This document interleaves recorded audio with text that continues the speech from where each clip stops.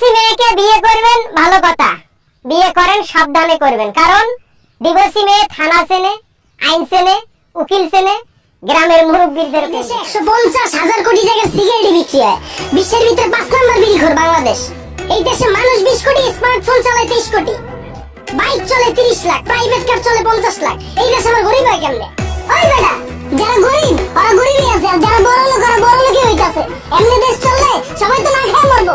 আল্লাহর ঘরে আল্লাহ 1974 সালের পর থেকে এখন পর্যন্ত কেউ না খেয়ে মরছে? তুই তো নিজের বুকে হাত দিয়ে কইতে পারবি এখন পর্যন্ত কোনো একবেলা না খেয়ে রইছিস?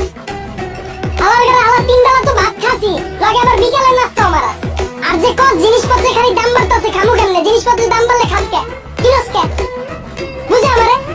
তাহলে কি আপনি বলতে যাচ্ছেন সাধারণ মানুষ না খেয়ে থাকবে? এন আপনি আবার সাধারণ মানুষ কই পেলেন? এনে তো সবাই অসাধারণ। আমরা সবাই বাংলাদেশী, আমরা সবাই এক। একটা জিনিসের যদি দাম বাড়ে, আমরা যদি এটা খাওয়া বা ব্যবহার করা বন্ধ করে দিই, দেখি ব্যবসায়ীরা কার কাছে বেচে? যখনই আমরা খবর পাই কালকে থেকে পেঁয়াজের কেজি 20 টাকা বেড়ে যাবো, ওই দিনই যাই আমরা দোকানে ভিড় করে লাই। তো দোকানদারও তো আমরা বুঝেই দিতেছি, পেঁয়াজের কেজি 20 টাকা হোক আর 2 লাখ টাকা হোক, আমরা কিনা খামই।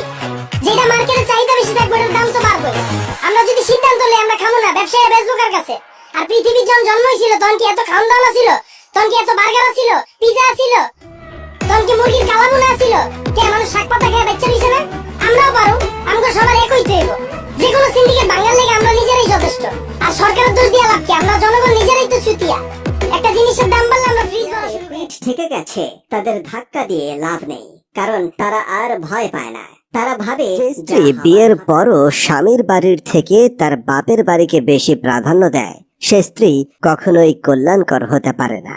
অধিকাংশ নারী যৌবনে বউ হয়ে আলাদা থাকার আন্দোলন করে, আবার শেষ বয়সে শাশুড়ি হয়ে একসাথে থাকার হাদিস শোনায়।